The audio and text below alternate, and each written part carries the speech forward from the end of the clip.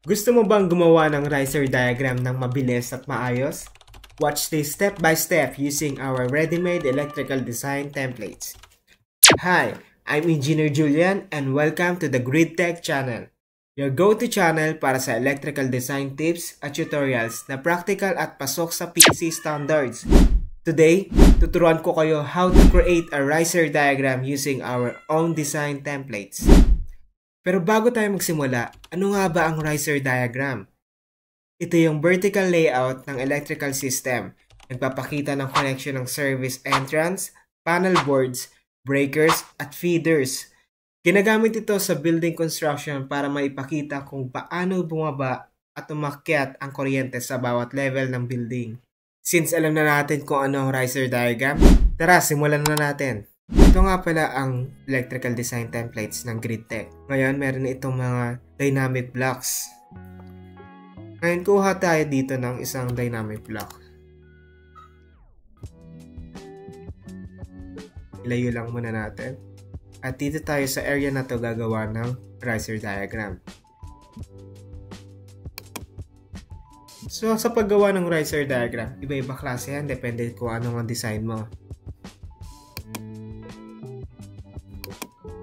Pero so ngayon, ang given problem natin ay itong 3-story na multi-dwelling units.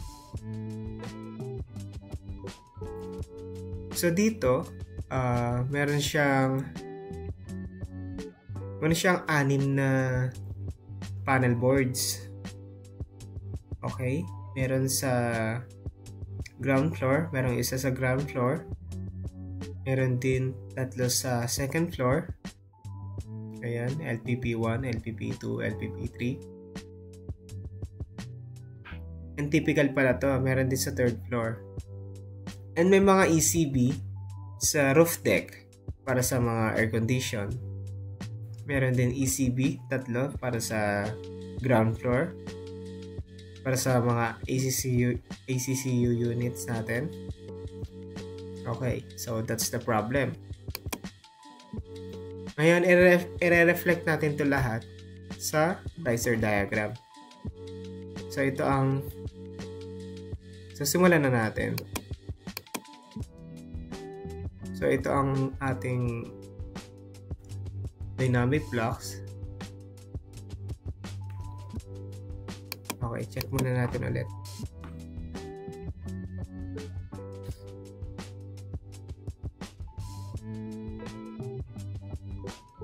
Dito sa site development plan natin, bali meron siyang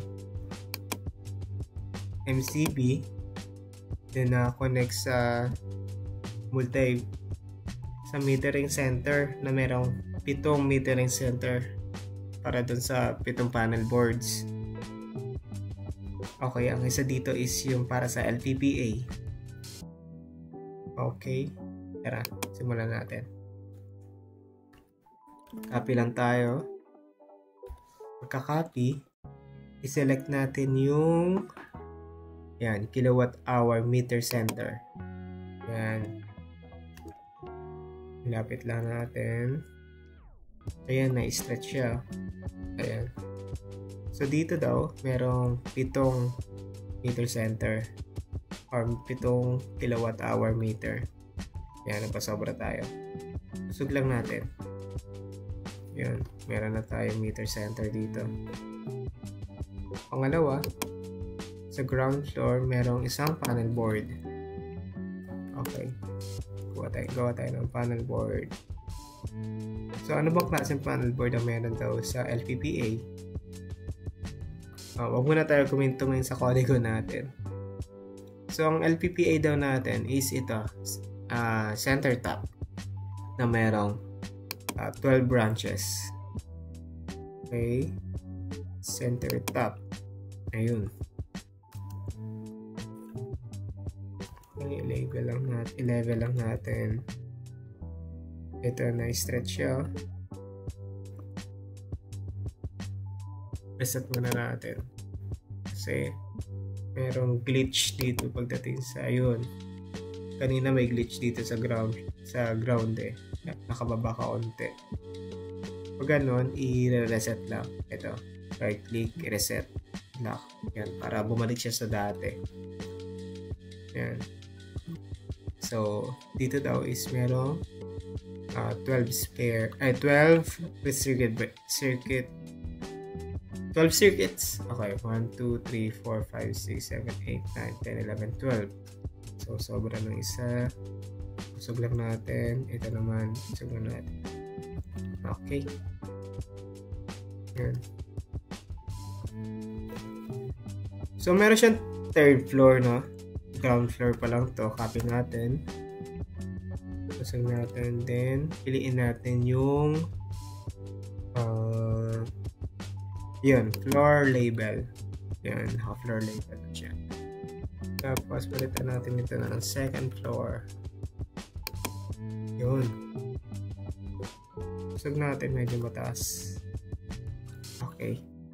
Tapos, hanggang roof deck. So, nag-create tayo ng hanggang roof deck. Ito ay third floor. Ito naman ay roof deck.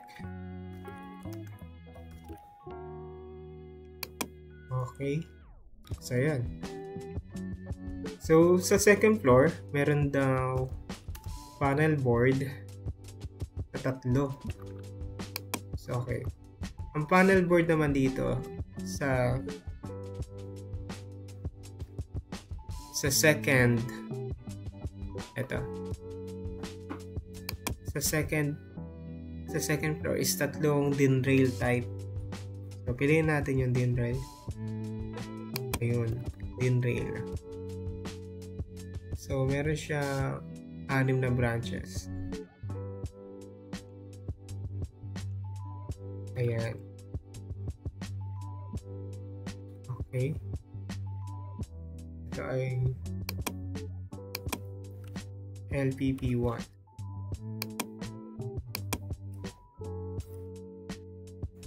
So, 3. 1, 2, 3. Ayan. So, ganun din sa third floor. Ayan, okay. Third floor. So, kompleto na ang panel boards natin, guys. So, i-connect na natin siya. I-layer natin para maayos yung organization ng drawing. So, dito, pipiliin ko yung EE, conduit, and raceway. Yan.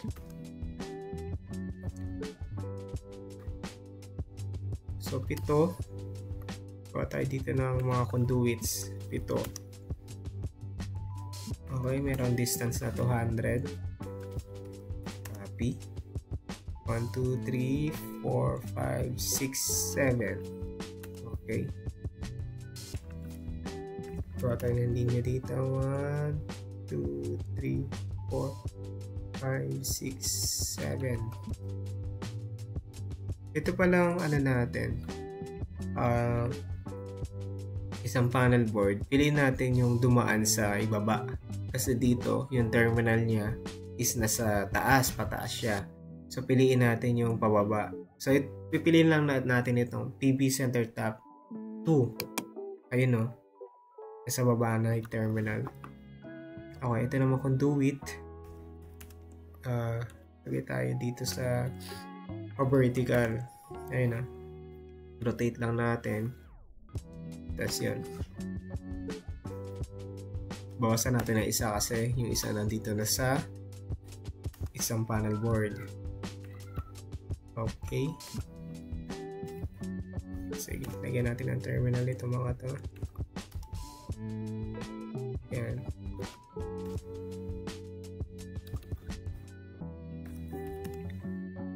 Copy. Ganun din yung sa taas.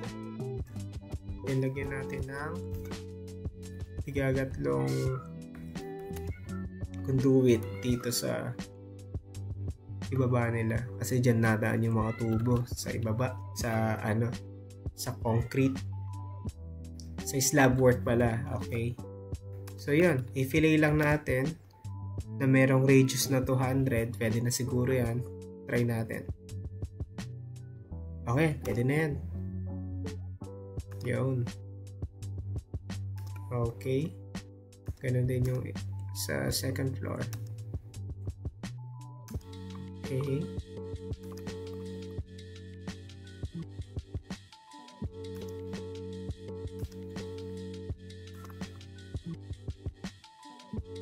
Okay. Yan.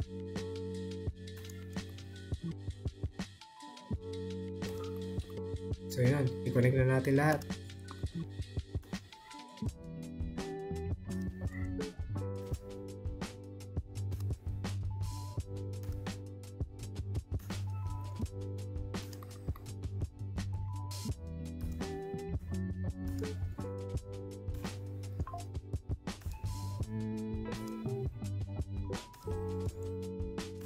Okay guys. So, ikabit na natin lahat ng detalye. So, pagdating naman dito guys, sa bus bar, ito, nakakonect siya sa MCB. So, yan, maglinya lang tayo. Napakadali. Yan. Ayun, Okay. Yan, connect na siya. So, ang sunod natin gawin is lagyan ng label yung bawat conduits. So, paano natin gagawin yun? Copy lang tayo ng isang components dito. And i-select natin yung label. Okay, yan. Dito sa label, merong ang default niya is dalawang 3.5 na mayroong ground na 3.5 and 15mm na PVC. So, copy natin.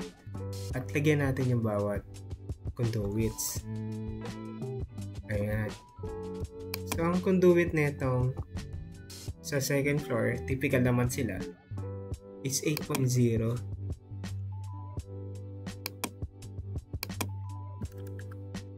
Conduits. Ang cable pala niya. Ang cable pala na gamit dito is 8.0 na merong ground na 5.5 and merong conduit na 20 RC. Okay. So, editable naman yan guys. Depende sa tubo na depende sa pwede nyo siya i-edit kung ano man yung wire na gamit nyo or kung ano man yung conduit na gamit nyo. So, yan. Since typical siya, copy lang natin. Yan, kuha tayo ng reference point para pantay-pantay siya. Okay, yan.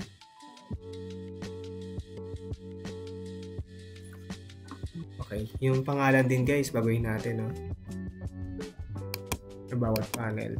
Okay, yan. Ito naman. 3. Dali lang mag-edit guys nito. Ito naman. Sa second floor. 4 to 6. Okay, 4.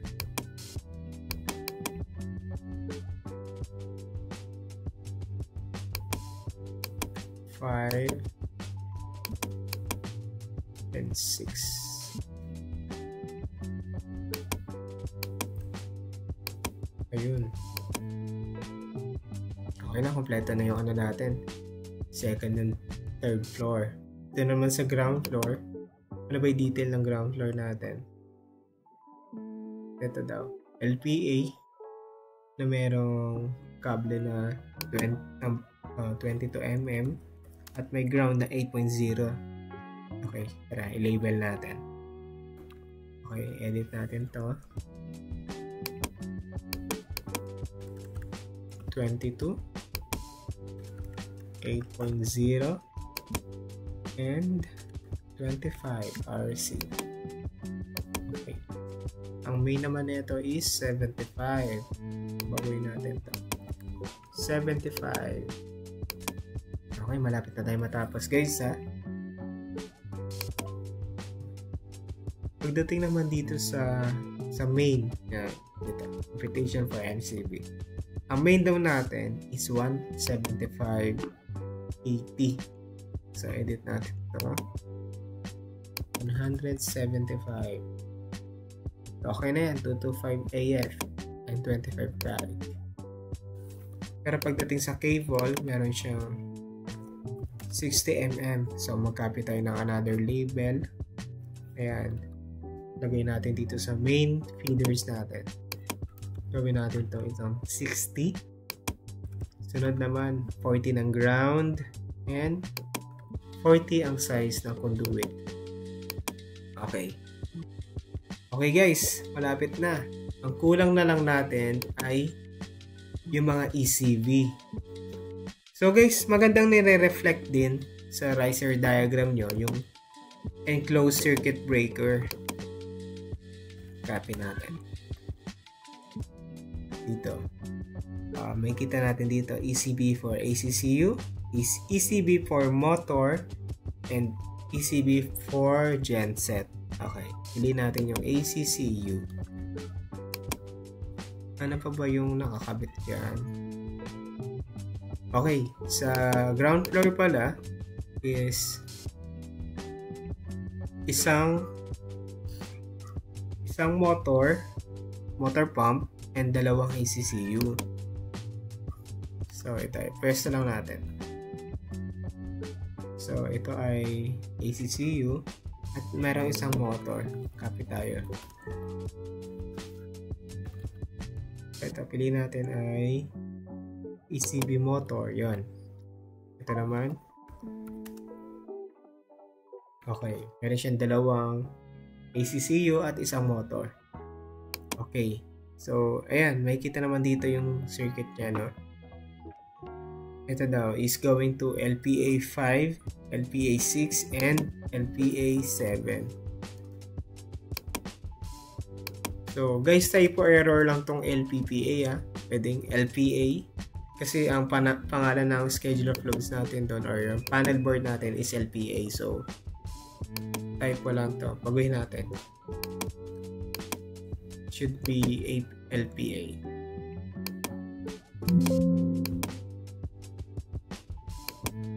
Okay yan. Yan o. Gagalaw naman ito. Stable naman siya. Okay. LPA 5. LPA 6. And LPA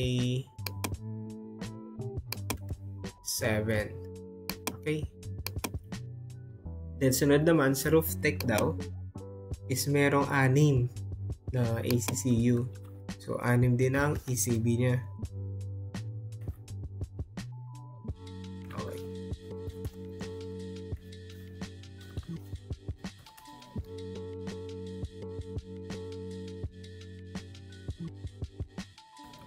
Okay, 1, 2, 3, 4, 5, 6. So, yan. LPP1, 4. So, iisa lang naman yung circuit number niya kada panel. So, madali lang siya i-edit. Okay, edit natin. LPP1 going to circuit number 4. So, ganun din yung the rest. What if erase natin to, tapos ito na lang yung copy natin para mas madali yung edit natin, no? Copy 1, 2, 3, 4, 5, 6. Okay. So, yan, no? So, ito na lang babaguhin natin. 2,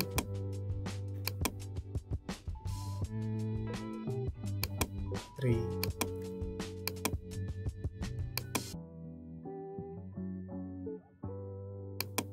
4.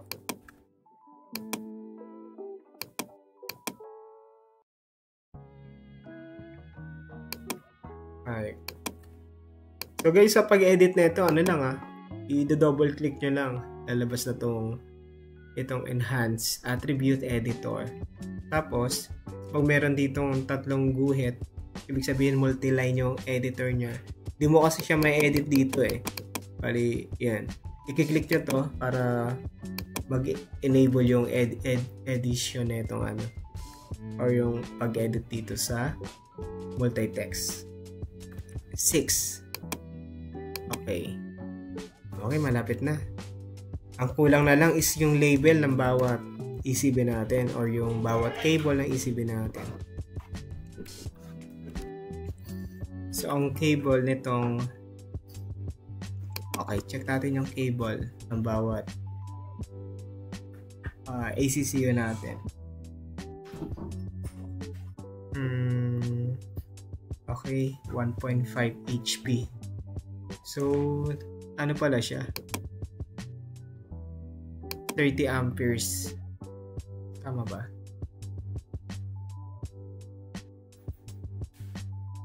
Okay.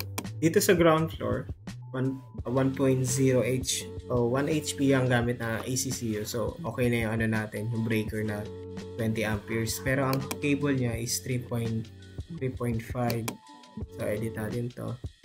Gawin natin 3.5. Press 3.5 ang ground and 15 mm ang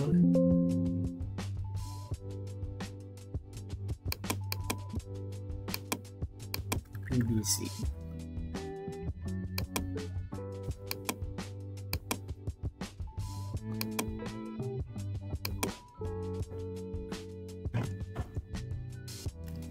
Okay na yung label natin ng ACCU. Ayusin lang natin ito para hindi ganun kasikip.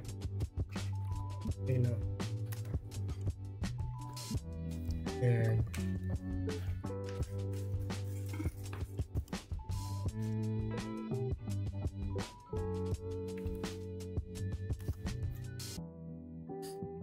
Okay. Lagyan din natin yung bawat. Ayan.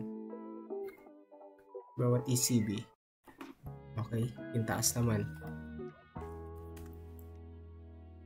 Para sa roof deck, ito pala guys is 1.5. So, edit pa natin siya isa-isa. At yung breaker niya is 30. Yun. Dali lang naman siya edit. Double click lang. Okay. 30. 1.5.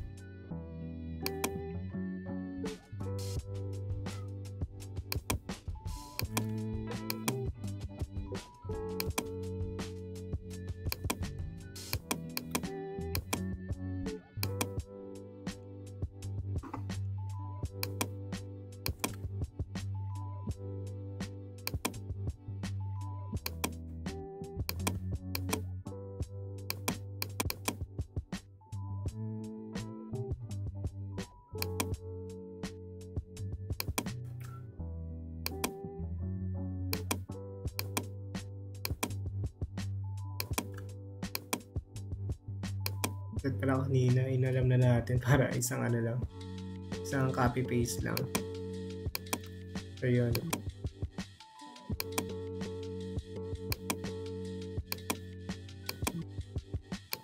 So yan. So ang cable nito is 5.5 and yung ground niya is also 5.5 at 20 ang conduits niya. Okay, malapit na tayo matapos.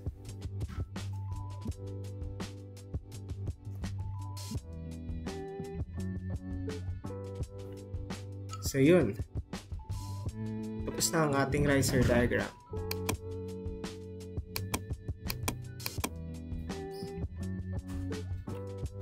So yun, tapos na ang ating riser diagram. So gamit itong dynamic blocks ng Gridtech is kaya mo maagawa ng less than 30 minutes or less than 10 minutes of riser diagram, depende sa complexity na to. Thanks for watching mga ka-Gridtech. Kung helpful ito, don't forget to like, comment, and subscribe. Kung may topic request kayo, comment lang below. At kung gusto nyo ng design templates tulad ito, message nyo lang kami sa Gridtech page namin. Until next time ka-Gridtech, keep grinding engineers!